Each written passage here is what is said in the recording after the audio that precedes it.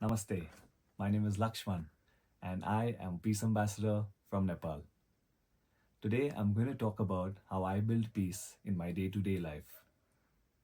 What I do for work is that I am a flight attendant for an international airline. But before I go ahead and tell you how I live peace externally, let me just share a little bit about how I do it internally. By religion, I am a Hindu. And like any other religion, I have the liberty to pray anywhere, anytime, because God is everywhere, right? So, first thing that I do in the morning is I wake up and I say a simple prayer, thanking God for letting me stay awake for another day and see another sunrise and a sunset. I pray for everything that's going around me. This really elevates my mood and boosts myself and aligns my peace and lets me continue the day on a positive note. Now, coming to work. When I go to work, since it's an international airline, I work with a different set of people every day. That means there are so many challenges that we face together as a team because we are from different backgrounds, different religions, different genders, etc. etc. The main challenge that we face is the gap in communication. So, what I do in order to have a peaceful or a successful flight is try to understand them without judgment and then take a decision which will benefit all of us as a team. Just to give you a little bit of an example, because we take so many people every day from point A to point B, this means there are so many people who come, you know, with the fear of flying or who already have some ailment. So we need to take care of them and their well being as well.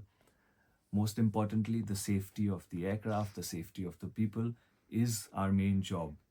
And in order to do this, we have to stay calm and stay patient and stay peaceful ourselves. I would like to share a small incident that happened not so long ago. I was on a flight from my base to Sao Paulo.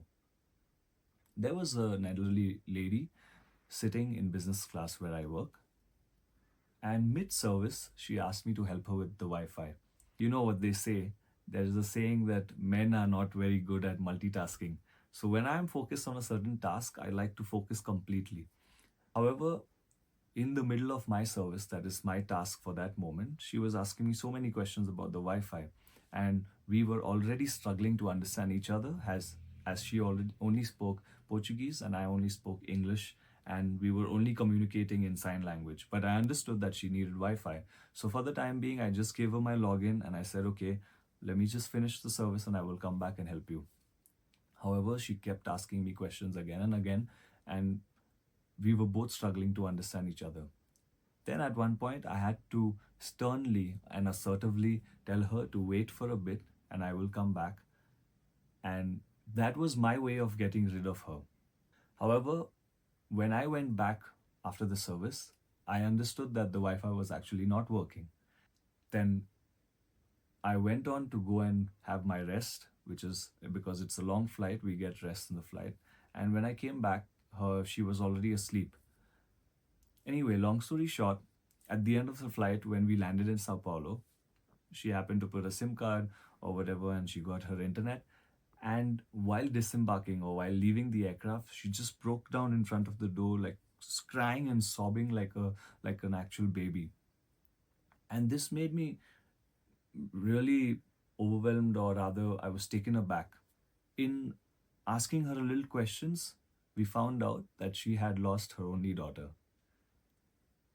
I was in absolute shock that I could have handled the situation better earlier, because a lot of WH kind of questions started running in my head, like what if this would have happened, what if that would have happened. This really taught me a lesson about how I should deal with situations such as this without judging the other. From that day on, whenever I was facing any kind of situation, I put that lady in those shoes and I dealt with the situation. And this helped me to really take an example of how I can build peace first within myself and then with the other. Thank you so much.